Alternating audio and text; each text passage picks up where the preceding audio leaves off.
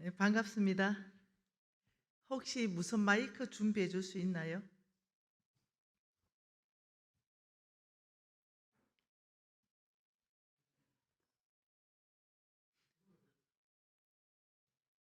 헌당 예배 들으셨어요? 아, 축하드려요. 네.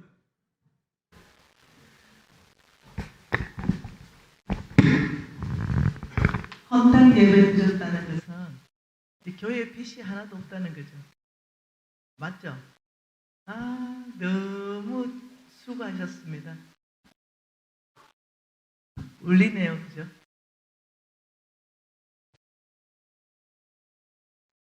괜찮습니까? 여러분 듣기는 괜찮습니까? 아, 네. 저는 울려도 괜찮습니다. 네. 오늘 오는데 우리 장로님께서 이렇게 말씀하셨어요. 아따 강사님이 이쁘대. 그래서 감사했어요. 그래서 제가 무조건 감사합니다. 이래서 여러분 요즘 어떠세요? 힘들지 않으세요? 힘들죠? 미디어는요.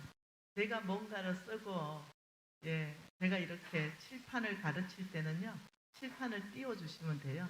제가 뭔가 쓰고 이렇게 사인이 잘 맞으면 좋을 것 같아요. 저도 많이 어려웠습니다. 그 IMF 터졌을 때 지금부터 한 25년 전쯤 되는 것 같아요. 그죠? 그때 전 세계가 어려웠잖아요. 특히 우리나라가 많이 더 어려웠어요. 예. 그때 저는 사업하다가 예, 부도가 났어요. 그때. 그때 부도 나면서 굉장히 쉽지 않은 시간들을 통과하면서 한 10년 정도를 광야에 있었던 것 같아요. 한 10년 정도를 무척 어려운 시간들을 가졌던 것 같은데 요즘 이제 사람들을 만나면 그때보다 더 어렵다. 정말 이런 어떤 경기 체감을 말씀을 하시더라고요. 근데 저는 이제 그 광야에서 탈출을 해서 그때보다 저는 어렵지 않게 살고 있습니다. 이제는 편안하게 살고 있어요. 근데 이 경기의 어려움이 올 거라고 저는 이미 알고 있었어요. 저희 단체 안에서 주님께서 기도하면서 보여주신 것들, 그다음 미리 방비케 하신 것들이 있었어요. 어, 누구도 전쟁 날 거라고 말하지 않을 때, 기도하는데 국경선에서 막 분쟁이 일어나는 것들이 주님이 보여주셔서 전쟁이 날 것 같으니까 다 대비하라고 말을 했어요. 그리고 또 이 강달러가 그런 시대가 오고 경제에 어려운 시대가 있으니까 빚진 자는 먼저 빨리 빚부터 갚으면 좋겠다 이런 얘기들을 했었거든요. 그래서 대비를 잘한 사람들은 지금 그 어려움을 넘어가고 있고요. 그 어떤 이 경제 어려움에 대비를 하지 못한 사람들은 굉장히 지금 많은 어려움을 겪고 있어요. 근데 저는 분명히 이 4일간 동신교회 안에서 하나님께서 세컨 찬스를 주신다고 생각해요. 이 어려운 경제에 있다면 다음번에 정말로 이걸 대비할 수 있는 지혜, 그리고 이 어려운 경제 안에서 또 견뎌낼 수 있는 지혜, 이것을 4일 말씀 안에서부터 저와 여러분을 경고케 할 거라고 저는 믿고 있습니다. 여러분, 제가 어려움이 있었다고 했잖아요. 근데 그냥 어렵다 이 정도가 아니었어요. 그냥 어렵다 이 정도가 아니라 참 살 소망이 없다. 이 정도로 어려웠어요. 근데 지금은 어, 그렇게 한 10년 정도 살았던 것 같거든요. 근데 지금은 제가 이렇게 보니까 네, 이거는 며칠 전 건지 모르겠어요. 이렇게 아마 이것보다 훨씬 많을 것 같은데 한번 봐볼게요. 그만큼 지금 우리 회사를 통해서요. 지금 이제 저거 세라시나요? 1, 10, 100, 1000, 만, 10만, 100만, 1000만. 지금 4,300만 명 아이들 이상 아이들이 우리 회사를 통해서 혜택을 보고 있어요. 네, 저희들이 약 160개국의 아이들을 우리 회사 한 개가 먹이고 있어요. 이게 달라진 거예요. 제가 그 25년 전에 그 IMF를 맞으면서 굉장한 어떤 이 힘든 상황을 통과하면서 제가 이 공부를 했어요. 그게 뭐냐면 오늘 여러분하고 나누는 왕의 재정 원칙이에요. 이것을 가장 어려운 시기에 있을 때 홍성건 목사님께서 네, NCMN을 설립하신 분이죠. 네. 그리고 홍성건 목사님께서 이 왕의 재정, 성경적 재정이죠. 네, 왕이라는 것은 오직 예수 그리스도, 네, 하나님이죠. 그래서 하나님의 재정 원칙에 대해서 배우는 시간들이 있었어요. 그리고는 제가 이 방법이구나. 이렇게 하면은 가능하구나. 이것을 배우고 그대로 한번 실천해 봤거든요. 근데 되더라고요. 놀랍다. 이거 되네. 이러면서 이것을 이제 가르치기 시작했어요. 근데 그때가 50억이 부도나고 제가 여러분 그 25년 전에 50억은 큰 돈이었어요. 지금도 큰 돈입니다. 그러나 25년 전에 50억은 정말 큰 돈이었어요. 근데 이제 그 이 50억이 부도가 났기 때문에 저로서는 그걸 해결할 수 있는 방법이 없었거든요. 그래서 제가 이제 그만 살아야 되겠다. 소망이 끊어진다. 이런 시간 안에 있었어요. 그럼 제가 그림 하나 그려볼게요. 이, 혹시 이 그림 이거 그리게 잘 될까? 이 그림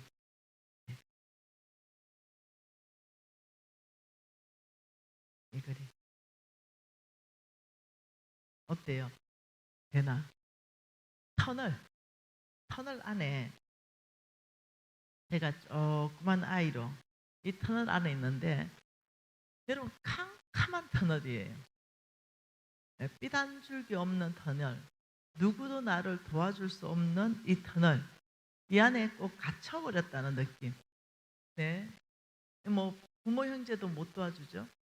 우리 집은 가난했으니까 부모 형제도 못 도와주고 친구들은 이미 저를 다 떠났고, 네. 그리고 사업체 전체는 부도났고, 뭐 빚쟁이들은 매일 독촉하고, 이 뭐 빚을 못 갚으니까 장기라도 팔아라. 뭐 이렇게까지 하고 뭐 이러니까 더는 참 소망이 없다. 내가 계속 살아 있으면 우리 신랑과 우리 아이까지도 이 빚의 구렁텅이에 같이 있겠다 싶으니까 사탄이 내 바론 유다에게 예수를 팔 생각을 집어넣어 주었더라. 성경은 이렇게 말하잖아요. 이렇듯이 이 사단이 저 생각을 자꾸 집어넣어 주는 거예요. 야, 너 하나 죽으면 모든 게 끝나잖아. 너 하나만 없어지면 너 신랑도 살릴 수 있고 너 아이도 살릴 수 있어. 너 하나만 없어지면 돼. 여기 이제 제가 쏘갔어요. 그래서 제가 하면 안 되는 스스로 목숨을 끊으려고 2번이나 시도를 했어요. 그런데 안 죽어지대요. 자, 죽는 것도 마음대로 안 되더라고요. 이러면서 제가 살아나게 되었어요. 그러면서 이 죽을 힘으로 한번 살아봐야 되겠다. 죽을 힘으로 이제 이런 생각이 드는 거죠. 두 번 정도 여러분 시도해 보니까요. 어떤 생각이 드냐면 그래 죽었다라고 생각하고 한번 살아보면 어떨까? 이런 생각이 들었어요. 그때가 마침 홍성근 목사님이 전해주신 왕의 재정 원칙, 하나님의 재정 원칙을 듣게 되었어요. 이것이 저에게 굿뉴스가 되었습니다. 그래, 다시 한번 살아볼 어떤 근거가 이 하나님 말씀 안에 있네. 말씀대로 이렇게 한번 살아보면은 뭔가 되겠는데 어떤 이런 조그만한 소망이 있었어요. 그러면서 제가 하나님 앞에 이 갇혀 있는 이 터널 안에서 부르짖기 시작합니다. 하나님 저 좀 살려주세요.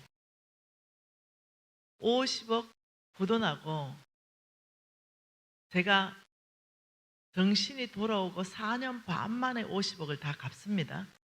근데 그 전의 삶은 정말 생각하기도 싫을 만큼 고통스러운 나날을 보냈어요. 네. 저는 간장과 밥만 가지고 먹었습니다. 여러분 김치 한 가지 있다면 감사하셔야 돼요. 김치가 어디 있습니까? 간장 물 풀어 가지고 그냥 밥 말아 먹었어요. 그래서 저는 검은색 다 싫어합니다. 근데 보고 싶지도 않아. 네, 그 간장 들어간 음식은 먹고 싶지도 않아. 무슨 말 이해됐죠? 질려버렸어요. 그만큼. 간장 물 풀어서 그냥 밥알을 말아서 거기서 건져 먹어야 되는 그런 이 시간들을 오래 보냈어요. 그 중에 제가 하나님 앞에 하나님 저 좀 만나주세요. 저 정말 하나님 살아계신 거 알고 싶어요. 네, 이렇게 주님 앞에 갑니다. 여러분 여러분은 이제 합동이거든요. 합동. 합동도 굉장히 보수적인 신앙을 가지고 있잖아요. 여러분 보수가 꼭 나쁜 게 아니에요. 네, 보수를 나쁜 쪽으로 만들어 버리면 안 돼요. 네, 진보가 꼭 다 좋은 것도 아니에요. 네, 이게 보수다. 이게 건강한 보수로 만들어내야 되죠. 말씀 중심이다. 기도 중심이다. 저는 이 고신 중에도요. 온 고신 출신입니다. 그리고 나름대로 신앙에 이 프라이드가 있는 사람이에요. 그러면서 어떻게 했냐? 우리 집안에서는 이 말씀을 읽지 않으면 밥도 안 줬어요. 저는 제 나이보다도 성경을 2배도 더 이상 통독했습니다. 그러니 성경 말씀에 대해서는 많이 알고 있었으나 이걸 뭐 하나님을 경험한 일이 없는 거예요. 말씀은 많이 아는데 하나님을 만나본 일이 없는 거예요. 내 안에서.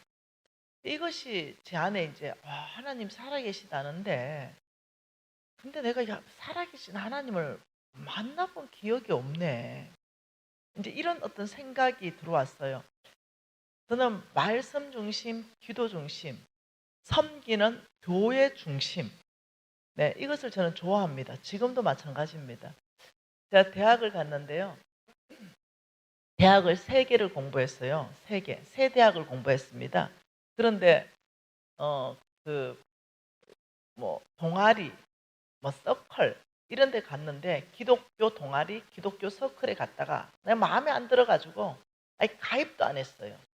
그게 뭐냐면은 그 기독교 동아리, 기독교 서클들이 너무 교회론이 약했어요.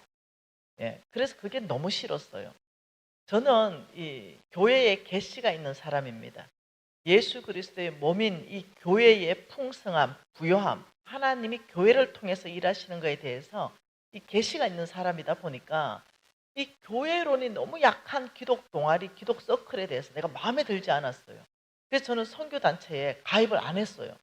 이 선교단체에 가도 교회론이 약하고 저 선교단체에 가도 교회론이 약한 거죠. 그래서 선교단체의 좋은 장점이 교회를 섬기는 것에 쓰임 받으면 너무 좋겠는데 이제 그렇지 않은 부분에 대해서 내가 어려웠어요. 이제 그러다 보니까 저는 철저한 어떤 말씀 중심, 기도 중심, 교회 중심 이것을 저는 이렇게 신앙을 훈련을 받고 자랐습니다. 근데 이제 한 가지 약한 부분이 뭐냐면 성령 하나님에 대해서는 약한 거예요.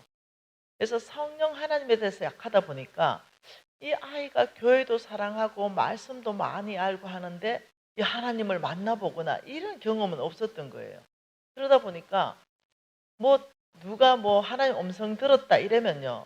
저는 100%그 사람 이단으로 취급했습니다. 하나님 음성은 성경에 다 있잖아. 이 말씀에 들으면 되지. 뭘 하나님 음성을 또 이상하게 들으려고 하냐.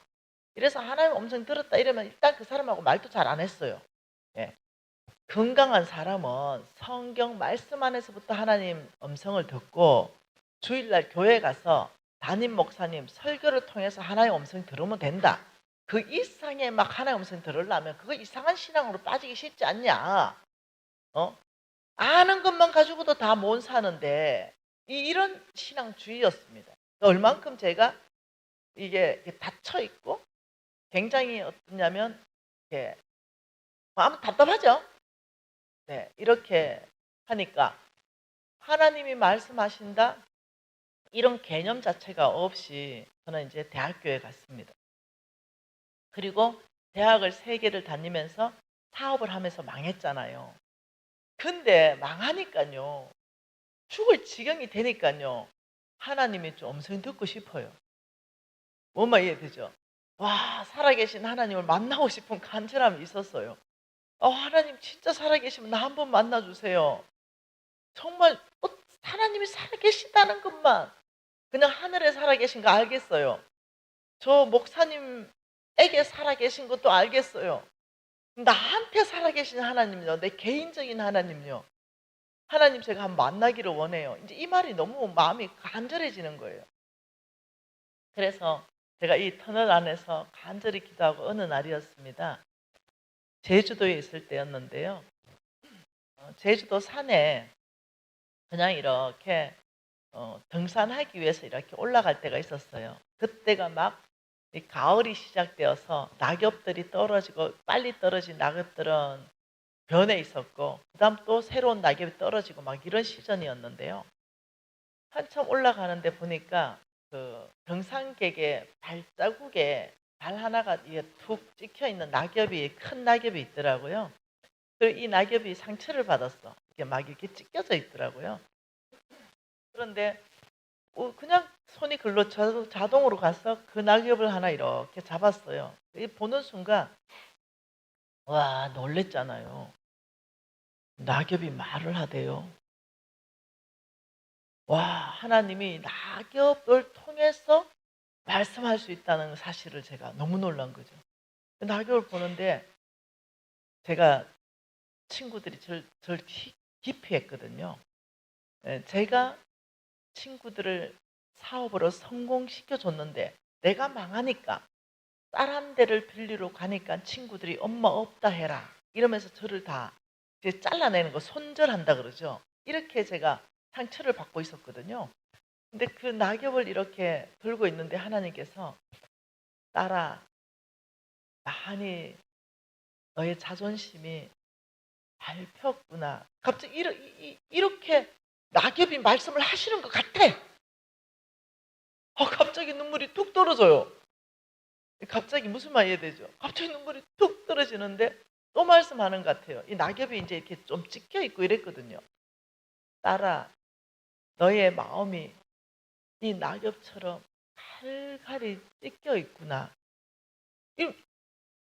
그럼 그냥 전 낙엽 하나 들은 것밖에 없는데 갑자기 주님께서 그 낙엽을 통해서 내 안에 있는 정말 이 어떤 상태를 위로하시는 것 같아요, 꼭. 그래서 갑자기 그러면 낙엽을 들고 눈물이 뚝 떨어지는 거예요. 제가 밟혔거든요. 수많은 사람들이 저의 도움을 받았는데 저를 밟고 지나갔거든요. 제가 왜 죽으려고 했겠어요? 그것도 2번씩이나. 수많은 사람들이 나의 자존심을 밟고 나의 인격을 밟아 문질러 버리고 이런 시간들이 있는 거죠. 교회에서 교회에서 예배를 드리고 바깥으로 나가는데 깍두기 아저씨한테 걸렸잖아요. 그래가 이 아저씨가 멱살을 잡고 야, 너 내 손을 벗어나면 죽어, 알았지? 이러면서 그냥 잡아 당기면서 돈을 내라고 하는데 이 단추가 주르륵 다 풀린 거예요. 그러니 너무너무 수치감이 들어오고 이런 시간들이 있었잖아요. 그러니까 그 낙엽 안에서 그 얘기를 하니 내가 어떻겠어요. 눈물 콧물이 막 범벅이 되기 시작하고 막 뚝뚝 떨어지기 시작하는 거죠. 딸아, 네가 이렇게 밟힐 때 내가 너 옆에 있었다? 또 이렇게 말씀하시는 거예요. 내가 너 손을 잡아줬다? 이렇게 말씀하시는 거죠. 그 내가 근데 주님, 제가 주님이 안 느껴져요. 주님이 안 느껴지는 거예요. 주님이 안 느껴졌어요. 근데 지금 내가 주님을 만나고 있잖아요. 와, 그게 이제 눈물이 콧물이 이제 범벅이 돼가지고 있는데 한참을 이제 그렇게 있다가 주님이 제 눈에 싱싱한 낙엽, 금방 떨어진 낙엽이 눈에 들어오게 되었어요. 그래서 나도 모르게 그 낙엽을 이렇게 지었어요. 한쪽에는 밟혀 있고 찢겨진 낙엽 하나 들고 있고요. 한 손에는 싱싱한 낙엽을 이제 하나 들고 있었네요. 이 찢겨 있는 낙엽을 보면 주님께서 나를 위로하시고 나를 안아주시고 내 네 마음 이해한다. 얼마나 외롭고 힘드니. 그런데 딸아, 내가 널 한 번도 떠난 적이 없다. 내가 느끼지 못했는데. 근데 그렇게 말씀하시는 거예요. 내가 느끼지 못했는데 하나님은 나를 보호하셨다고 말씀하시는 거예요. 그리고 내가 오른쪽에 낙엽을 뜩 들었는데 하나님 또 낙엽을 말하는 거죠. 너의 삶은 이렇게 회복될 것이다. 이렇게 완전하게 아름다운 낙엽처럼 너는 이렇게 될 거야. 너는 새로워질 거야. 이 광야는 반드시 통과하게 될 거야.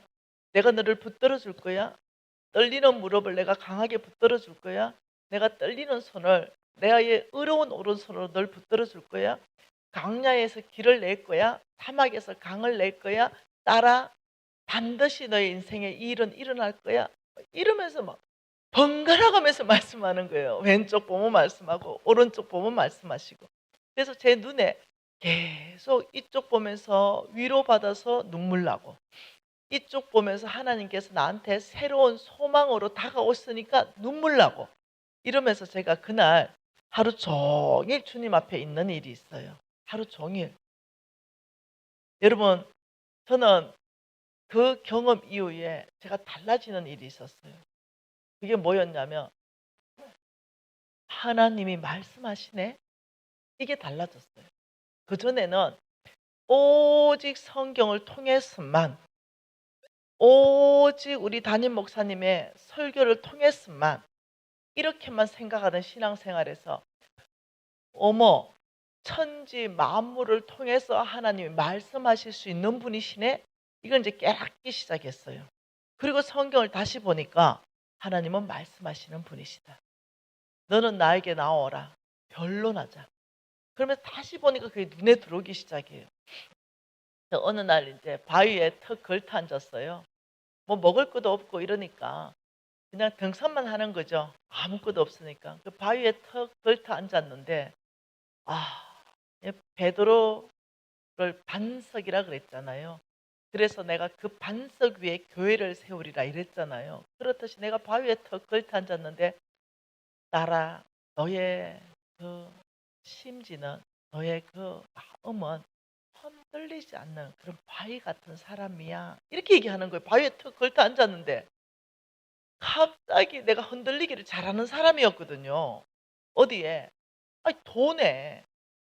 저쪽에서 나를 돈으로 불안하게 만들면 막 마음이 불안하고 네, 이랬거든요. 근데 우리 주님이 나의 오리지널 원래의 디자인을 말씀하고 계신 거예요. 딸아, 너는 이 반석같이 참 흔들리지 않는 신뢰할 만한 아이란다. 이렇게 말하는데요. 갑자기 또 눈물이 터지기 시작하는 거죠. 왜요? 내가 부도 났을 거, 누가 부도를 났으니까 내 친구들 뭐 돈을 빌렸을 거 아니에요. 사람들의 돈을 빌리고 갚지 못했을 거 아니에요. 그건 내가 빌린 게 아니라 보증을 썼거든요. 보증. 야, 얘 못 갚으면 내가 다 갚아줄 테니까 나를 믿고 빌려줘. 이렇게 보증 썼는데 니를 믿고 빌려줬는데 빚 갚아라 이러는데 못 갚은 거죠. 그러다 보니까 이제 친구들이 신뢰 못할 아이. 나 도무지 널 신뢰 못하겠다. 네 말 한마디 믿고 빌려줬는데 네 못 갚잖아. 이러니까 손가락질을 받은 거죠. 신뢰 못할 아이. 이런 식으로. 그러니 그 말들이 저에게 깊은 상처를 남겼는데 그냥 저는 털썩 그냥 바위에 주저앉아서 쉬고 있었는데 딸아, 너는 반석 같은 아이야. 너는 견고한 아이란다. 너는 흔들리지 않는 아이야. 이러니까 갑자기 이게 막 눈물이 뚝뚝 떨어지는 거죠. 하나님이 날 신뢰하신다 그러죠. 날 한 번도 떠나지 않았다 그러죠. 너는 바위 같아 그러죠. 너는 흔들리지 않는다 그러죠.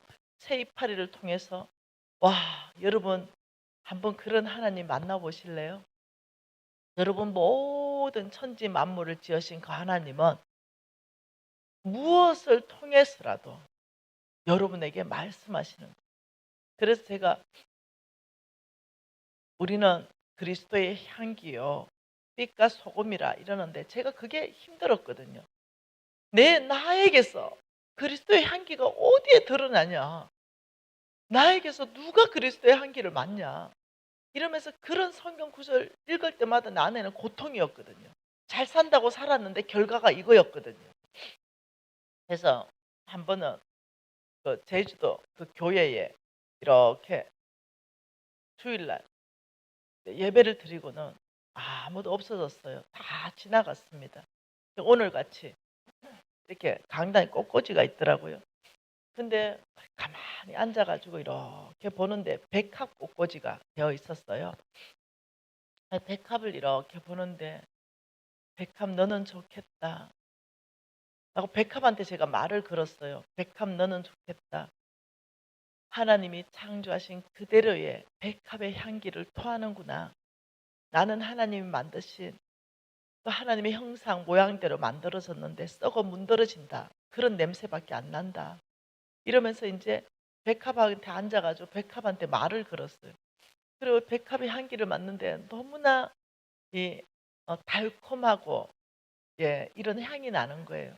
그래서 내가 나는 백합 너가 부럽다.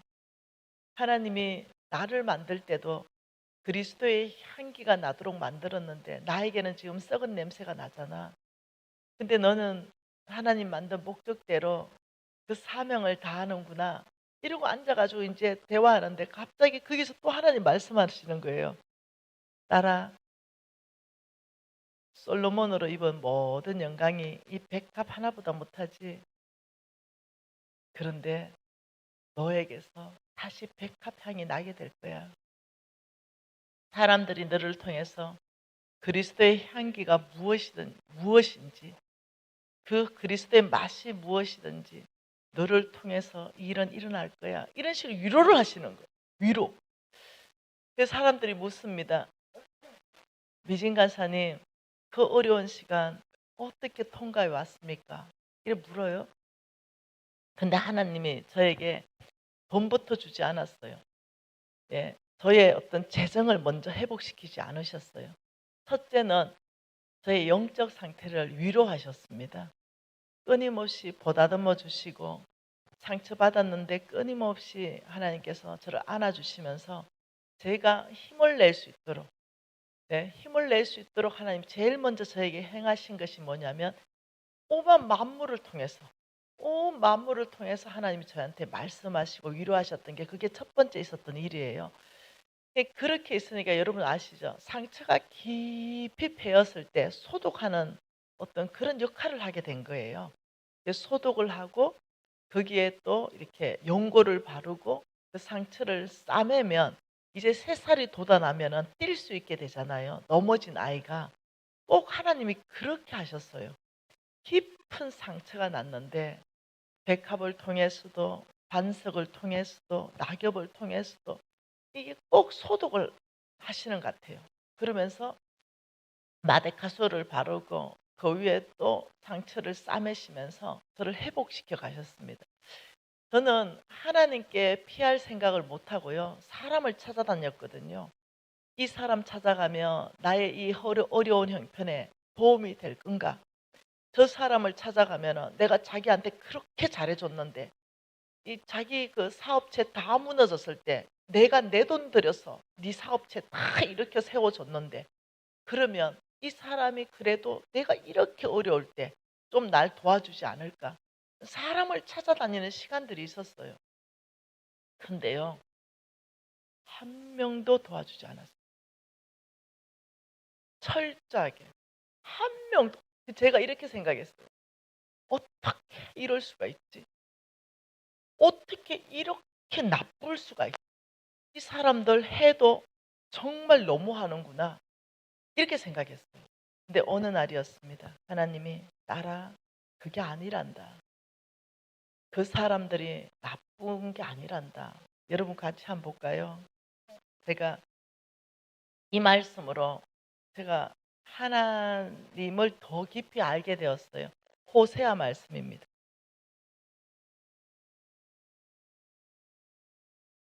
하나님의 말씀은 호세아입니다. 제가 호세아서를 이미 다 알고 있지요. 예, 이 호세아 선지자에게 엄녀를 맞이하여 결혼하고 애를 낳으라 그랬습니다. 그러면서 하나님의 심정이 어떠한 건지 호세아한테 이식시킵니다. 그리고 호세아를 통하여 하나님의 심정을 그의 백성들 가운데 나누게 하셨죠. 이미 제가 호세아서는 어떤 배경이 있었는지 다 압니다. 네, 하나님의 정말 끝없고 조건 없는 사랑에 대해서 말씀하는 게 호세아서입니다. 근데 어느 날 호세아서를 이렇게 읽고 있는데 어느 매일 읽었던 거 100번도 더 읽었던 그 구절에서 더 못 넘어갑니다. 그 구절을 통해서 하나님이 이제 말씀하기 시작했어요. 저를 회복하는 데 있어서 성경 말씀을 읽을 수 있을 힘까지도 잃어버렸거든요. 성경 말씀도 읽을 수가 없어. 너무너무 소망이 끊어져 가지고. 그러니 하나님이 내 가는 곳곳마다 대자연을 통해서 말씀하기 시작한 거예요. 그러면서 상처를 치료하셨댔잖아요. 어느 정도 상처가 아무니까 성경 말씀을 읽을 수 있는 이제 힘이 생긴 거예요. 그러니 이제는 말씀 읽으면 말씀 안에서부터 하나님이 이제 나를 이해시켜주고 만나주기 시작했어요. 이 호세아 2장 6절 말씀입니다. 호세아 2장 6절 말씀입니다. 같이 읽어볼까요? 그러므로 내가 가시로 그 길을 막으며 담을 쌓아 그로 그 길을 찾지 못하게 하리니 그가 그 사랑하는 자를 따라갈지라도 미치지 못하며 그들을 찾을지라도 찾지 못할 것이라. 근데 제가 이 말을 알아들었어요. 하나님께서 가시로 그 길을 막았다. 하나님께서 담을 쌓아 그로 그 길을 찾지 못하게 했다. 그리고 또 봐볼까요? 호세아 네, 14절입니다. 14절, 2장 14절. 그러므로 보라 내가 그를 타일러 거친 돌로 데리고 가서 말로 위로하고 거기서 비로소 그의 포도원을 그에게 주고 아골 골짜기로 소망의 문을 삼아주겠다. 이 메시지를 읽는데 갑자기 하나님 마음, 조건 없는 사랑, 끝없는 사랑, 하나님의 사랑의 표현을 어떻게 하시는지 다 이해돼 버렸어요. 제가 그릇된 길로 가고 있었거든요. 저는 거신 4대로 태어났습니다. 그리고 이미 망할 때는요, 성경 이미 굉장히 많이 읽었어요. 그리고 성경 메시지 통째로 머릿속에 다 들어가 있었어요. 그럼에도 불구하고 하나님의 원칙, 하나님의 방법, 크리스찬의 삶을 살지 않았어요. 저는 사업을 할 때 하나님 말씀에 이렇게 사업해야 네가 끝까지 장부한 재물, 오래가는 재물이 있게 된다. 쉽게 없어지지 않는 재물, 그 재물이 너에게 되는 데는 이러한 길이다 하고 하나님이 다 가르쳐 주셨는데도 저는 그 길로 가지 않았어요. 쉬운 길로 선택했습니다. 빨리 속히 부자 되는 길을 선택했어요. 그러다 보니까 하나님께서 이렇게 살면 너는 죽음을 구하는 것이라고 말씀하신 그 모든 말씀대로 저는 따라갔어요. 이게 하나님이 이렇게 살면 죽는다 하는 그 길로 따라갔어요. 네가 이렇게 살면 정령 살리라. 네가 이렇게 살면 정령 너에게 장구하고 오래가고 쉽게 없어지지 않는 그 재물이 너에게 있을 것이다. 근데 이 길로 안 가는 거예요. 왜? 어려우니까. 이 길은 정직하게 가야 되니까. 이 길은 단계를 밟아서 가야 되니까. 근데 이 길은 뇌물을 쓰면 급히 갈 수 있으니까, 속히 갈 수 있으니까, 많은 재물을 벌 수 있으니까, 남을 조금 속이면 더 큰 재물이 들어오니까 이 길로 간 거예요. 그러다가 일단 망했어요. 근데 제가 안 거예요. 그 길로 계속 가면 이제는 재정만 망하는 게 아니라 저는 불치병까지 걸렸었거든요. 이제 병만 걸리는 게 아니라 내 영혼이 망하는 거예요. 필경 그쪽으로 가면 나만 망하는 게 아니라 우리 집 전체가 복되지 않는 거죠. 내 아이까지도 복되지 않은 거예요. 근데 이걸 턱 잃는데 이 아버지의 마음을 다 알겠는 거예요. 딸아, 그거 아니? 네가 죽음의 길로 가고 있는 바로 그 길을 내가 나의 사랑의 가시로 내가 그 길을 막아선 거 아니? 이렇게 말씀하시는 거예요. 저는 하나님이 이런 식으로 나에게 사랑을 표현할 거란 생각하지 못했어요. 그런데 딸아, 네가 필경 죽을 길, 바로 그 길로 가고 있는데 내가 담을 쌓은 거 아니? 그 길을 더 이상 글로 가지 못하도록 내가 담을 쌓아서 너를 막은 거 아니? 이렇게 말씀하는 거예요.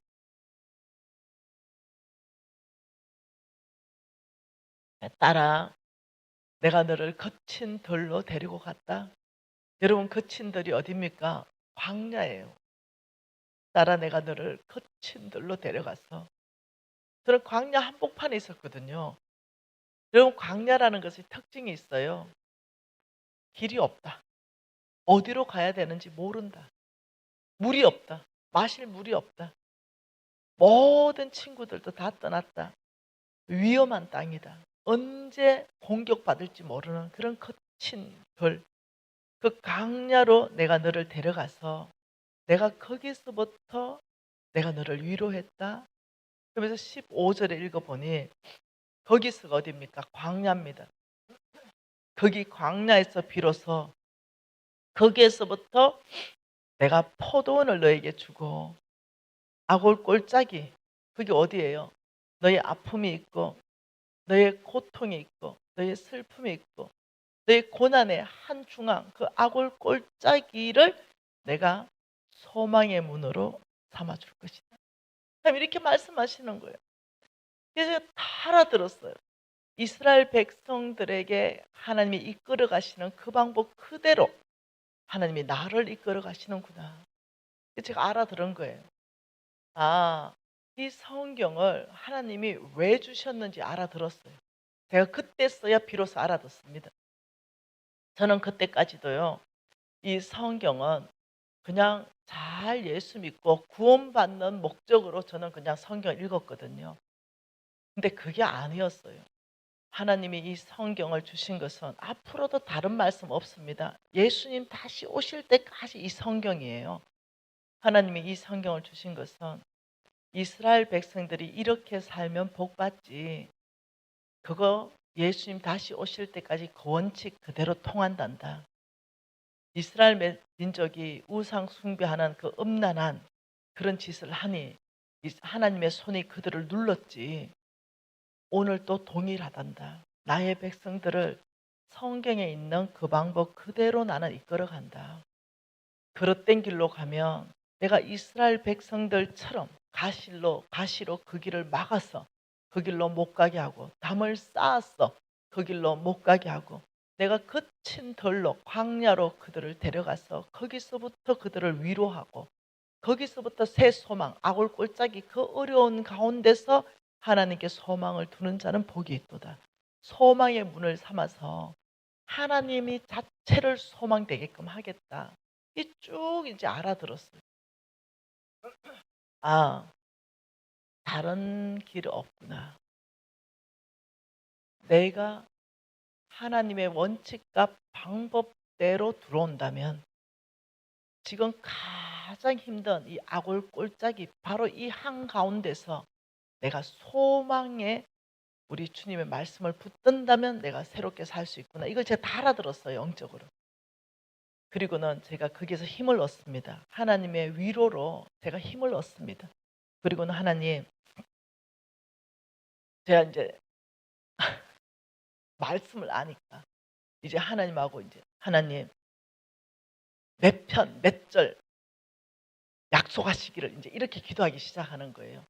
하나님 에스겔 36장에 말씀하시기를 하나님의 뜻을 따라갈 수 있는 새 마음을 주신다고 약속하셨습니다. 아버지, 저에게 부어주십시오. 하나님의 뜻만 따라갈 수 있는 새 마음 주님이 부어주십시오. 이게 은혜입니다. 그리고 더불어서 약속하시길 그렇게 살 수 있는 능력까지 성령의 능력으로 주신다고 약속하셨으니 아버지 이 두 가지를 구합니다. 하나님이 먼저 약속하셨으니 주십시오. 은혜라는 것은 이 두 가지가 임할 때 은혜입니다.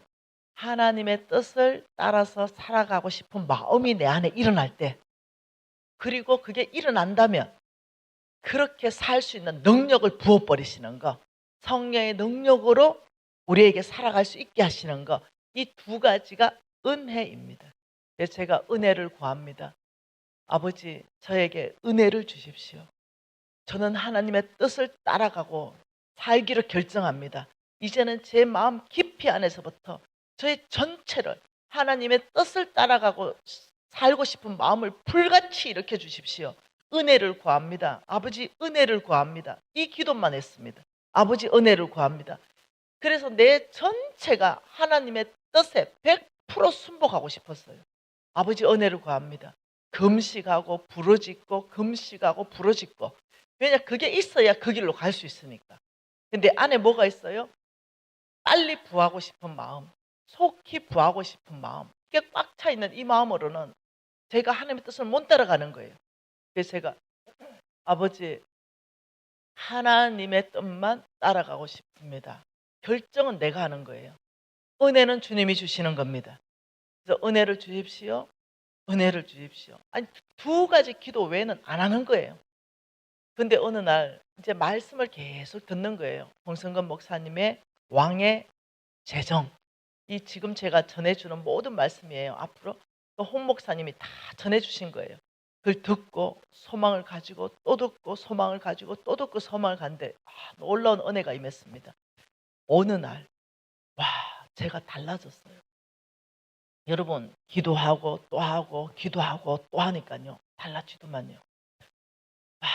그래, 내 지금 이제까지 세상적인 방법으로 사업 다 해봤잖아. 근데 결과는 이거잖아.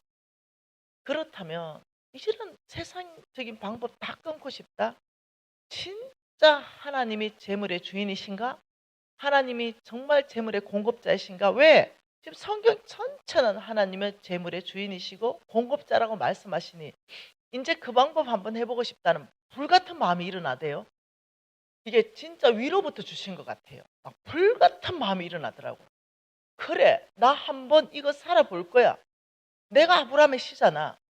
그래, 하나님이 나를 축복하고 나를 통해서 천하 만민이 복받는다고 창세기 22장에 분명하게 나왔잖아. 그래, 내 복받은 거 이걸 가지고 나를 통해 천하 만민이 또 복받게 되는 바로 이 삶. 와, 막 살고 싶다. 이게 막 간절히 불이 막 붙더라고요. 그리고 내가 아버지, 은혜 주셔서 감사합니다. 제가 은혜 받은 줄 알았어요. 하나님이 강권적인 은혜를 주신 줄 알았어요. 여러분, 4일 집회를 쭉 통과하면서 와, 재정 영역에서 정말 하나님의 뜻대로 살고 싶다. 진짜 저 강사처럼 살고 싶다. 와, 정말 하나님이 주시는 저 재정의 축복, 저거 나의 것 만들고 싶다. 그래서 나를 통해서 하나님이 그 재물을 사용하시면서 천하 만민이 복받게 하는데 나를 통로로 하나님 쓰시면 좋겠다. 이런 마음이 여러분에게 4일 안에 올라온다면요, 여러분 큰 은혜를 입는 겁니다. 하나님으로부터 입는 겁니다. 자기 안에서 생기는 게 아닙니다. 예, 그렇게 마음이 올라오는 게, 여러분 똑같은 말 들어도요, 그게 안 올라오는 사람이 있어요. 강사가 뭐라 하노? 빨리 막 끝내면 좋겠다. 이런 사람이 있다니까요. 있다니까요. 그런데 저 강사 말을 들으면서 막 불이 붙고 난 정말 저렇게 살고 싶어 하는 마음이 막 올라오잖아요. 이게 뭐라고요? 이게 내가 은혜 입은 거예요. 하나님이 주신 겁니다. 그렇다면 여러분이 4일간 만일 그게 올라왔잖아요. 그 불을 꺼트리시면 안 됩니다. 그러면 저처럼 그 다음부터는요, 능력 주세요. 구해야 됩니다. 아버지, 이 은혜 받은 거 그렇게 살아갈 수 있는 성령의 능력을 구합니다. 아버지, 능력 주세요. 이제 이렇게 돼야 돼요. 그러면 이 두 가지 가지고 우리는 살아내게 될 줄 믿습니다. 제가 아는 것은 이겁니다. 제가 이렇게 섬겼을 때 제가 힘을 다해서 섬길 거예요. 근데 그 안에서 나와 같은 사람이 일어나더라는 거예요. 정말 나처럼 오히려 나보다 더 잘 되는 사람들이 일어나더라는 거예요. 저는 우리 동신교회 안에서도 분명히 하나님께서 은혜 줄 사람이 있어서 저를 보냈다고 확신합니다. 제가 오래전입니다. 하나님께서 저에게 사역자로 부르셨어요. 네가 날 사랑하느냐? 내 어린 양을 치라, 내 양을 먹이라, 내 양을 치라. 이라 하면서 하나님께서 딸아 너는 말씀 사역을 하게 될 것이라고 말씀하셨고, 그리고 너는 또 경제 영역 안에서 또 일하게 될 것이라고 말했습니다. 저는 지금 경제 영역 안에 당연히 있습니다. 저희 회사들이 있기 때문이죠. 그리고 동시에 저는 전 세계를 달리는 말씀 사역자로 하나님께서 나와 같은 사람을 또 일으키고 계십니다. 저는 선교 동원가입니다.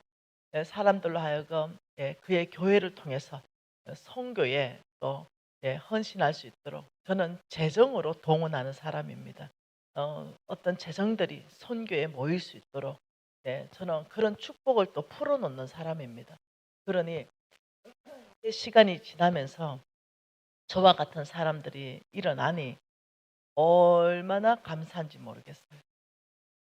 여러분 어떠세요? 이 힘든 시간 안에 여러분 지금은 있을 수 있어요. 그러나 나의 하나님이 이렇게 말씀하신 것도 한번 기억해 보세요. 제가 첫 질문이 여러분 힘드시죠? 이러니까 여러분 앉아 계신 분 중에 많은 사람들이 고개를 끄덕였어요. 네. 왜요? 저는 사업을 하고 있기 때문에 알잖아요. 얼만큼 지금 힘든 시간이 지나가고 있는지 알잖아요. 그러니 여러분이 지금 얼마나 힘든 시간 안에 있는지 제가 아는 거예요. 근데 이 힘든 시간 안에서 돌파의 방법도 성경 안에 있는 것도 알고 있는 거예요. 그러니 저는 여러분하고 저하고 이번 4일 동안에 이 힘든 시간을 믿음으로 정말 이게 돌파하는 방법들을 배우기를 원해요. 여러분, 특히 여러분 교회가 합동이잖아요. 저는 고신이에요. 여러분 교회보다 더 보수적인 데서 자라났어요. 그러니 합동이라는 순간 이미 다 알아들어요. 여러분이 어떻게 신앙생활 하는지. 네. 그만큼 어떻게 말씀 중심으로 살고 싶은 마음이 꽉 차 있고 변질되고 싶지 않는 마음으로 꽉 차 있잖아요. 저는 합동교단 좋아합니다. 네. 이 꽉 차 있죠. 네. 그런데 이 꽉 차 있는 것을 어떻게 정말 살아내서 말씀 중심의 사람이 될 것인가, 이런 부분에 대해서 오늘 한번 보기를 원하는 거죠. 여러분 교회는 말씀의 기반을 견고하게 또 내려주고 싶습니다. 네, 워낙 말씀 중심의 교회이기 때문에 그렇죠. 여러분 이제 환란이에요. 환란. 네, 힘든다 이것은 환란이죠. 환란의 날인 거죠. 네, 이게 환란의 날인 거예요 지금. 코로나라는 이 팬데믹이 전 세계로 유행하면서 전 세계가 정말 환란 당하는 중에 또 전쟁이 터지고, 그러니 또 환율은 급등하고, 그러니 뭔가 수입해야 되는데 또 이거 뭐 단가 안 맞고, 당장 우리도 그렇습니다. 우리 회사도 그렇습니다. 우리는 달러를 가지고 물건 사와야 되거든요. 달러를 지급해 가지고 거기서 만들어야 되거든요. 그런데 달러가 20%에서 25%가 급등했어요. 우리 회사의 마진율은 5%가 안 되거든요, 채. 모든 거 이렇게 경비 주고 이러잖아요. 그럼 내가 가져오는 게 5%도 안 돼요. 그런데 25%가 급등했어요. 그럼 왜 되겠냐고요. 이 달러를 가지고 영업하는 사람들, 무역하는 사람들, 어째 되겠냐고요. 그러니 우리 회사가 어려운 것도 당연한 거예요. 왜? 다 이 강달러가 됐기 때문에. 근데 이 어려운 상황 안에서도 저희 회사는 빚이 10원도 없습니다. 앞으로도 없을 거예요. 네, 왜요? 이미 예비하고 대비했기 때문입니다. 그러니까 이 어려운 시간 안에 예수 잘 믿는 기업은 그냥 무조건 다 어려운 거 피해간다, 이거 강신자입니다. 아니요. 모든 비는 같이 맞습니다. 예수 믿는 사람도, 어떤 사람 제가 공식적으로 아주 코로나 안 걸렸습니다. 내가 공식적으로 아직 코로나를 한 번도 공식적으로 걸린 적이 없어요. PCR 검사는요, 거의 자주 합니다. 왜냐하면 이런 데 와야 되니까. 집회를 해야 되니까. 외국으로 나가야 되니까. 한 번도 코로나로 검사해가지고 양성이 안 떴어요. 그러니까 어떤 우리 교인이 그러더라고요. 역시 하나님의 사람은 다르다고. 미진 간사님은 코로나도 범접하지 못하네요. 이래가지고 너는 강신자냐? 내가 이랬어요. 코로나 안 걸리면 하나님의 사람이냐? 코로나 걸리면 세상의 사람이냐? 그런 어떤 광신자기적인 걸 내가 가르친 적이 있느냐? 약한 사람은 코로나 걸리고 강한 사람 안 걸린다 내가. 면역 강한 사람 안 걸리고 면역 약한 사람 코로나 걸린다. 내가. 우리 회사 제품이 면역 제품 아이가 내가. 내가 아무래도 너보다 영양제를 많이 먹은 것 같다. 영성이 아니고 이렇게 말했어요. 그럼 코로나 걸린 목사님들은 하나님 보호 안 하냐? 너 그런 말 하지 마라. 강신자 되지 말라고 따끔하게 뭐라 해줬어요. 무슨 말 이해되죠? 하나님이 내리는 비는요. 예수 믿는 사람도 머리에 비 맞고요. 예수 안 믿는 사람도 머리에 비 맞습니다. 단지 하나님의 원칙과 하나님의 방법대로 살아낸 그런 어떤 기업들은요. 그 비가 영향을 안 줍니다. 예, 크게 안 줍니다. 왜? 이미 방비가 되어 있고 대비책이 되어 있기 때문에 그 어려운 시간들을 다른 사람보다 훨씬 수월하게 지나가면서 좋은 시간을 맞이할 때 돌파해 버립니다. 네, 이해되시죠? 그렇기 때문에 저는 여러분이 지금 한가운데 어려운 한가운데 있거나 혹은 앞으로 또 인생을 살아가면서 청년들은 인생을 계획하거나 이런 모든 것 안에서 저는 세대를 아우르고 모든 어떤 처해져 있는 상황을 아울러서 하나님의 재정 원칙은 통한다고 저는 믿고 있습니다. 지금 이 환란 날, 저는 환란 날이 닥쳤잖아요. 이때 하나님께서 저에게 아주 강하게 말씀하신 게 있습니다. 제가 이렇게 맨날 이렇게 이랬거든요. 나 고신 4대 내 성경을 내가 읽어도 100독을 더 읽었는데 내가 이렇게 살아야지. 저는 모든 공예배 다 참석했어요. 새벽기도 한 번도 빠진 적 없습니다. 금요철학 아유 안 빠지죠. 수요 예배 안 빠집니다. 네, 주일 예배 당연하고요. 교회 봉사 예, 아침에 와서 저녁 9시까지 교회 봉사했습니다. 그러니 우리 교회 목사님, 장로님이 저를 이뻐하셨어요. 너무너무 믿음이 좋다라고 칭찬하셨어요. 근데요. 그건 믿음 좋은 거 하고 사실 그 행동을 가지고 믿음 좋다라고 평가는 안 되더라고요. 환란 날이 닥치니까 IMF라는 환란 날이 닥치니까요. 김미진 믿음 없음. 김미진의 믿음의 현주소가 적나라하게 드러났습니다. 좋을 때, 잘 나갈 때, 건강할 때, 돈 잘 벌 때 그때도 믿음 없으면 그 사람 진짜 이상한 사람이죠. 그러나 환란이 닥쳤을 때 그 사람이 어떻게 반응하느냐 보면 그 사람이 참 믿음 소유자인가 아닌가가 나오는 거예요. 근데 저는 맨날 믿음 좋다 그러고 내 스스로 좋다 그러고 우리 교회에서도 좋다 했는데 막상 50억이라는 부도가 딱 닥치니까요. 두 번 스스로 목숨을 끊는 걸 선택하면 보면서 제가 안 게 있습니다. 김미진 믿음 제로 없음. 네 고신사대라 자랑하지 마라. 네 성경 100도 읽었다고 너 말하지 마라. 너 믿음 없잖아. 너 모든 행동의 결과가 불순종하는 모든 걸 지금 행하고 있잖아. 너 믿음 없어. 이걸 스스로 제가 진단했습니다. 그러면서 하나님께서 진단을 시켜주셨어요. 잠언서입니다. 잠언서 24장입니다. 잠언서 24장 10절입니다. 같이 한번 읽어볼까요?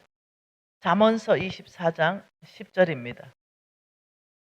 내가 만일 환난 날에 낙담하면 내 힘이 미약함을 보임이라.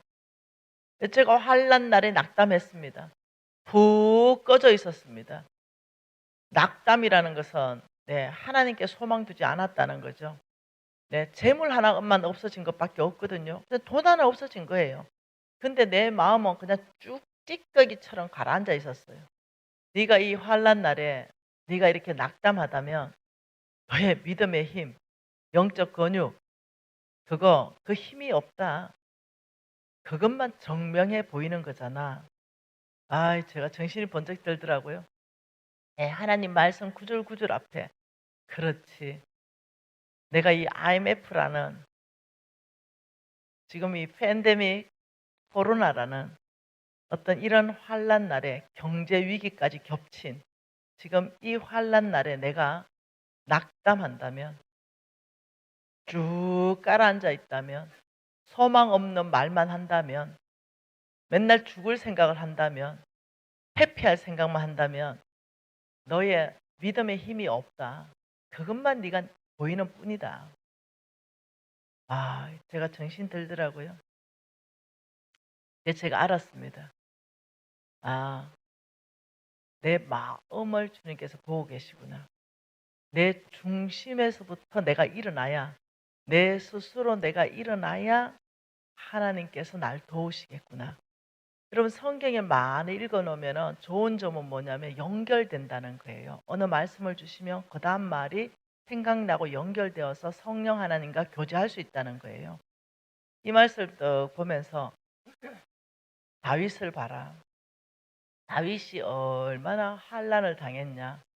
다윗이 부하들하고 다 전쟁하러 갔다 오니까 시글락이라는 마을이 전체가 불탔잖아요. 다윗의 용사의 마을이.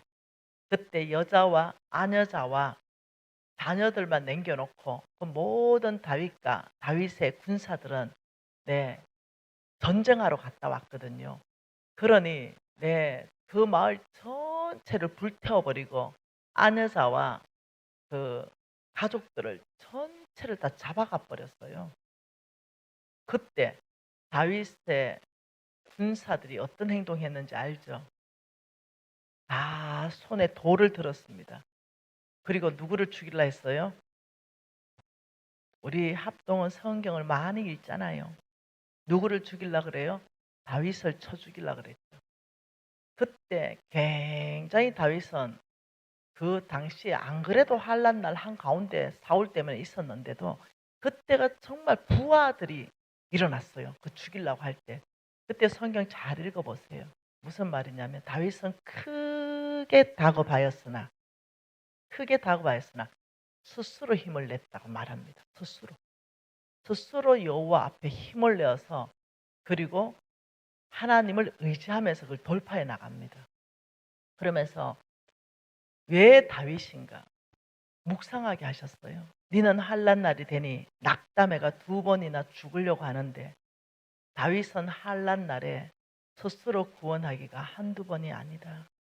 여러분, 다윗이 오해를 모함을 받아서 죽으려고 할 때 무슨 행동을 하면서 그 죽음에서 모면합니까? 미친 척하면서 수염에 침을 질질 흘리면서 그러면서 스스로 구원합니다. 이 말은 뭐냐? 하나님께서 이 사람이 힘을 낼 때 하나님은 그 사람을 붙들어서 함께 구원의 길로 이끌어 가신다는 거예요. 제가 이제 쭉 읽으면서 환난 날에 낙담하는 분류가 있고 환난 날에 그 힘이 미약함을 보이는 사람 분류가 있고 환난 날에 오히려 내가 주님을 의지하고 내가 담을 뛰어넘으리라 라고 생각하면서 주님을 붙들어 버리는 사람이 있는 거예요. 그러면 제가 알게 되었어요. 막 성경이 연결되기 시작했죠. 시편 31편 보십시다. 시편 31편입니다. 시편 31편입니다. 시편 31편 15절 말씀 한번 읽어볼까요? 시편 31편 15절입니다. 31편 15절 같이 읽습니다. 나의 앞날이 주의 손에 있사오니 내 원수들과 나를 핍박하는 자들 손에서 나를 건져 주십시오. 제가 다 알아들었어요. 나의 앞날은 뭐예요? 나의 앞날. 나의 앞날은 이것은 나의 시대하고 똑같습니다. 나의 시대. 내 앞날은 나의 시대하고 같은 말이에요. 나의 앞날이 자 놀랍죠. 나의 앞날. 나의 앞날이 자 하나는 주의 손. 또 하나는 원수의 손. 이 두 가지가 나오잖아요. 지금 나의 앞날이 주의 손에 있사오니 내 원수들과 나를 핍박하는 자들의 손. 나의 원수와 나를 핍박하는 자의 손이잖아요. 이게 원수의 손이잖아요. 그러니 거기서부터 나를 건져 주십시오. 하나님께서 저에게 말씀하기 시작했어요. 너의 시대가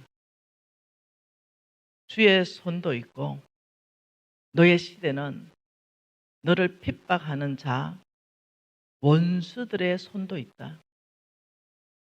너 누구에게 너희 앞날을 맡길래? 두 손이 있다. 너 누구 손을 의지할래? 이 나한테 질문하시는 거예요. 하나님께서. 근데 다윗은 이렇게 고백한 거죠. 나의 앞날은 주의 손에 있습니다. 이렇게 결정했다는 거죠. 나의 앞날은 주의 손에 있습니다. 지금 다윗은요, 원수의 손, 다윗을 핍박하는 손이 계속 따라다녔거든요. 다윗을 죽이려고 했단 말이에요. 그런데 다윗이 딱 선택하는 거죠. 나의 앞날은 주의 손에 있습니다. 그러므로 말미암아 원수들과 나를 핍박하는 자의 손에서 주님은 나를 건져 주십니다. 이렇게 고백했다는 거예요. 하나님께서 말씀을 통해서 저하고 대화하기 시작했어요. 너의 시대가, 너의 앞날이 다윗처럼 주의 손에 맡기겠는가? 아니면 네 생각대로, 네 방법대로 너를 압제하는 그 원수의 손에 맡길 것인가? 네가 선택해라. 여러분, 중요한 얘기입니다. 성경 전체는요, 광신자를 싫어합니다. 성경 전체는 이 광신자, 광신자의 정의를 요한 웨슬리는 이렇게 말했습니다. 바람직한 목적은 있으나 합당한 수단을 사용하지 않는 사람은 광신자다. 이렇게 얘기했어요. 바람직한 목적은 뭐겠어요? 바람직한 목적은 당연히 농부라면 풍성한 수확입니다. 그러면 합당한 수단은 뭐겠어요? 열매를 따기 위해서 씨를 심고 돌을 골라내고 잡초를 제거하는 게 합당한 수단입니다. 그래서 강신자들은요, 이 합당한 수단, 열매 심지 않습니다. 돌 골라내지 않습니다. 수고하지 않습니다. 그냥 이렇게 말합니다. 바람직한 목적은 당연히 수확입니다. 풍성한 수확이에요. 풍성. 예, 풍성한 수확이죠. 이거 바람직한 목적 맞습니다. 그러나 수단은요, 씨를 뿌려야 됩니다. 근데 이 광신자들은 수단 씨 안 뿌립니다. 하나님은 전능하십니다. 무에서 유를 창조하시는 분이십니다. 자기 마음대로 얘기합니다. 내가 수고하지 않는다 하더라도 이 땅에서 열매 낼 줄 믿습니다. 이렇게 하는 거예요. 근데 하나님은 이거 아니다. 하나님 말씀대로 하는 것이 광신자가 안 되는 것이다. 말씀 안에서 내가 뭐라고 했냐. 하나님은 전능하신 분 맞지. 그러나 너희들에게 풍성한 수확을 줄 때는 씨를 뿌려라. 비주고 햇볕은 내가 줄 것이다. 풍성한 수확을 주시는 분은 하나님이지만 네가 해야 될 것은 씨를 뿌리는 것이다. 이것을 보고 뭐라고 하냐면요. 1이라 그래요. 0 곱하기 1억 원. 이거 0이에요.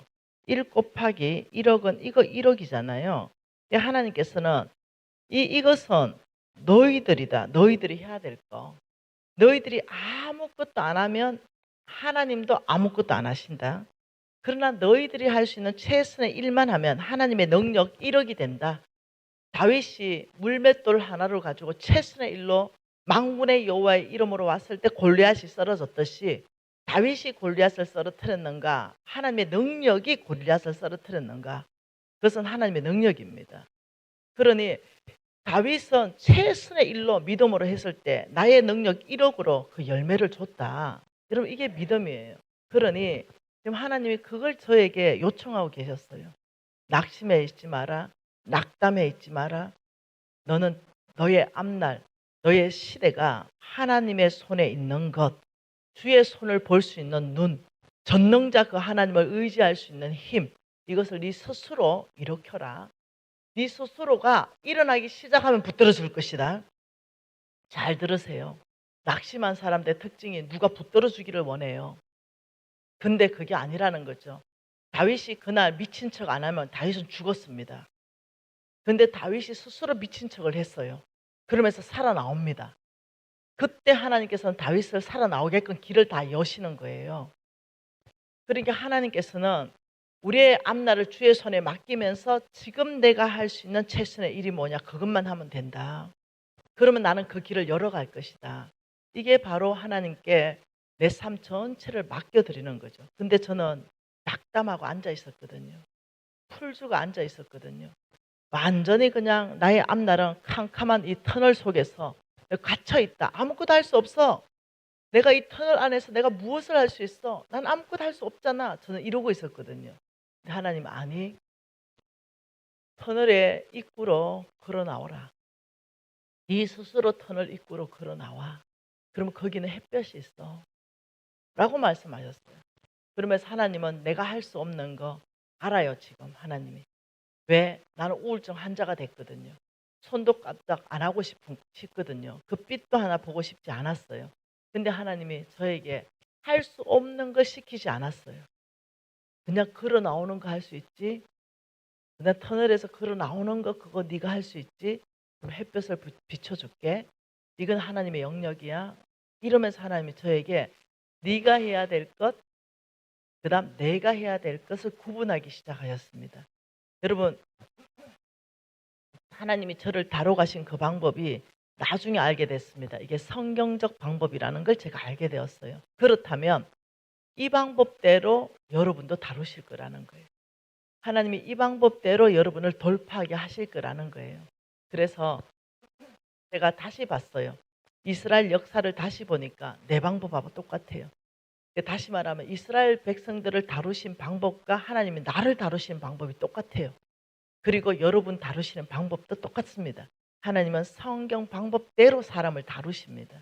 그래서 저와 여러분이 이 성경 구절 한번 읽어보십시다. 신명기 8장이에요. 신명기 8장입니다. 18절입니다. 신명기 8장 18절입니다. 같이 한번 읽어보죠.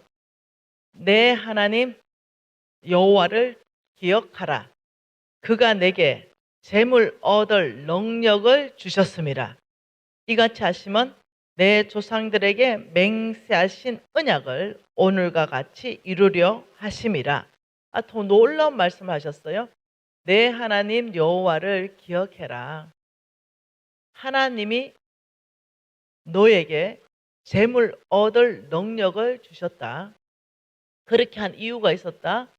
내 조상들에게 맹세하신 언약을 내가 이루기 위해서 내가 너에게 재물 얻을 능력을 줄 수 있다. 이렇게 말씀하시는 거예요. 그래서 제가 알아듣기 시작했어요. 여러분, 저는 그때까지만 해도 돈은 불의하다. 뭐 굳이 꼭 그렇게 큰 부자를 하나님이 원하실까? 저는 어떤 이런 쪽에 좀 생각이 있었던 것 같아요. 네. 그런데 뭐 하나님 사역을 할 만큼만 좀 있으면 좋겠다. 하나님 저 좀 부자 만들어주면 좋겠어요. 저는 부자 되면 선교 많이 할게요. 이 정도로만 알았지. 하나님이 막 재물 얻을 능력을 나한테 부어준다 이런 개념은 없었던 것 같아요. 근데 성경에서는 3,000번을 통해 가지고 돈에 대해서, 재물에 대해서, 축복에 대해서 말씀하고 계십니다. 3,000번. 그런데 믿음에 대해서는요, 214번 말합니다. 214번. 이게 믿음에 대해서 말해요. 여러분, 구원에 대해서는요, 218번 말합니다. 근데 재물에 대해서는요, 이 3,000번을 말합니다. 재물에 관련된 것. 그러니 믿음과 구원보다도 10배를 더 말씀을 많이 하고 계신 게 돈에 연관된 이야기입니다. 물론요, 믿음과 구원이 제일 중요하죠. 제일 중요합니다. 그러나 재물에 대해서 이 3,000번을 말하고 있다면 우리가 알아들어야 되는 게 있습니다. 하나님께서 엄청나게 많이 말씀하시는 이걸 우리가 모르면 안 된다는 거. 네. 이걸 아는 사람들이 훨씬 더 유리하다는 거. 이것을 우리가 알아들어야 돼요. 근데 이제까지 교회에서는요, 금기시 되어 왔습니다. 네, 교회에서 무슨 돈 얘기하노? 믿음과 구원만 얘기해야 되지. 이 거룩한 교회에서 무슨 돈 얘기냐? 이렇게 돈 얘기를 좀 이렇게 치부했습니다. 그러나 최근에는 알아들었습니다. 이 돈 이야기가 아니구나. 내 주인이 누구냐? 돈이냐 하나님이냐? 이게 보통 얘기가 아니구나 이거. 이제 교회들이 알아들었죠.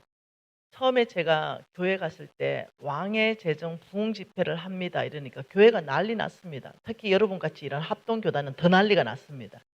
그래서 왕의 재정 세미나 이렇게 붙여놔요. 여기는 뭐라 붙여놨어요? 또 옳다 보니까 부흥 집회 붙여놨대요.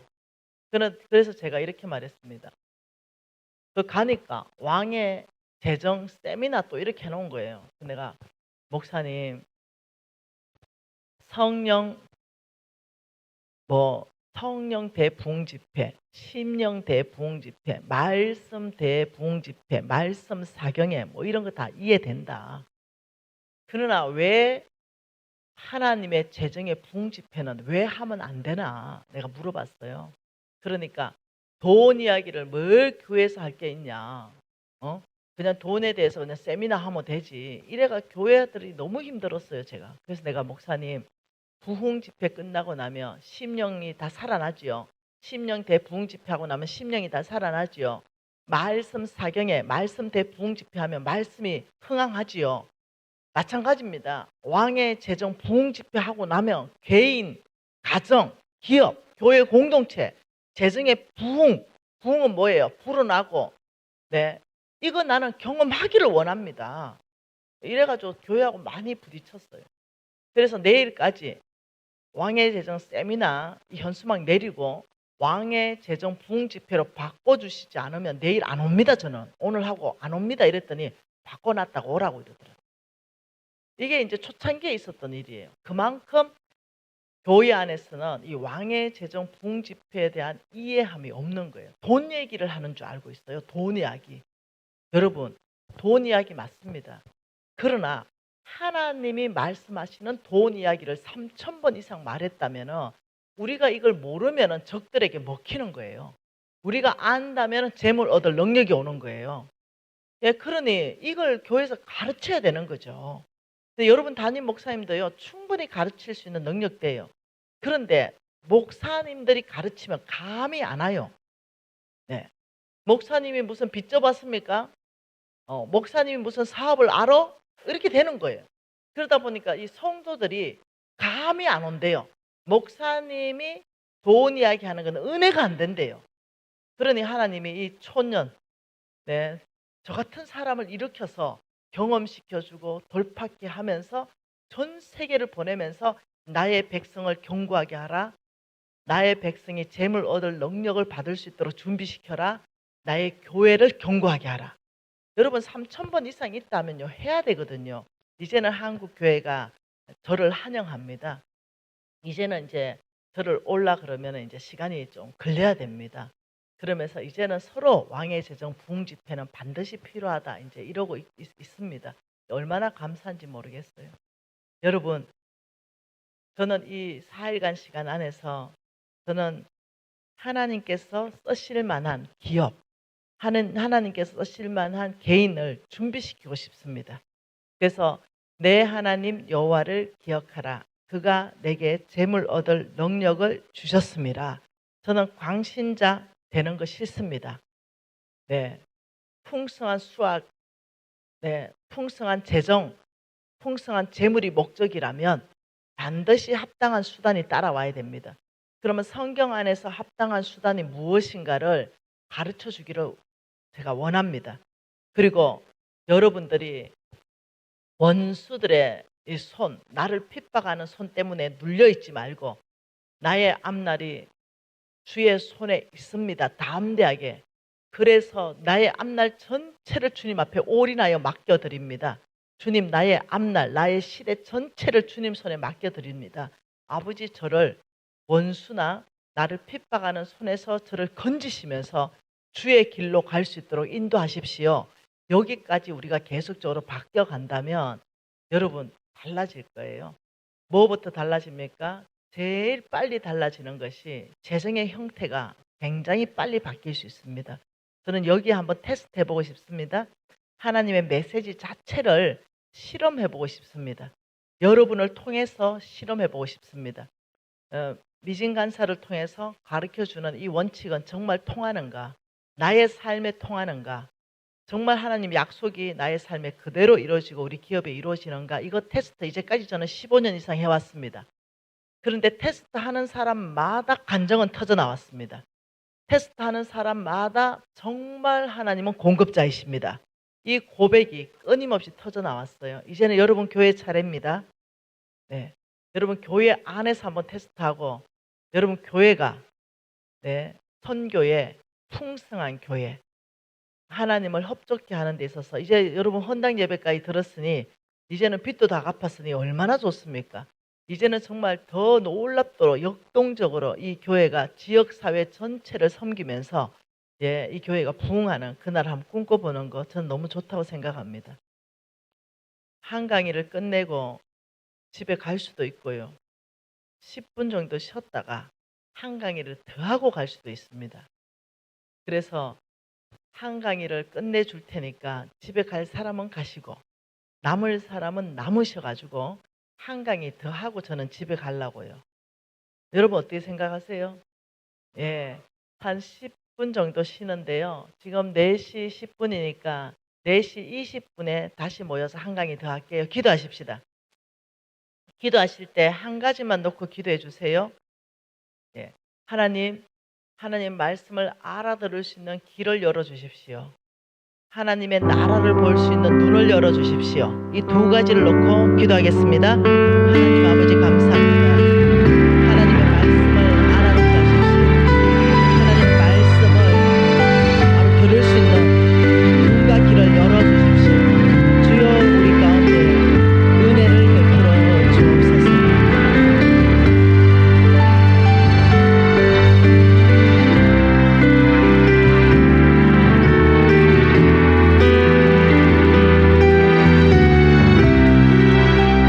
하나님 아버지 감사합니다. 우리의 눈과 귀를 열어서 하나님의 나라를 볼 수 있게 하시고 하나님 나라를 들을 수 있게 하셔서 아버지 정말 이 재물이 움직이는 통로가 어딘지 누구인지 어떻게 되어 있는지 아버지 다 공부할 수 있는 은혜를 주셨습니다. 계시를 풀어주십시오. 아버지 성령의 능력으로 이 계시의 말씀을 이해하고 알아들을 수 있도록 주여 은혜를 베풀어 주옵소서. 예수님 이름으로 기도합니다.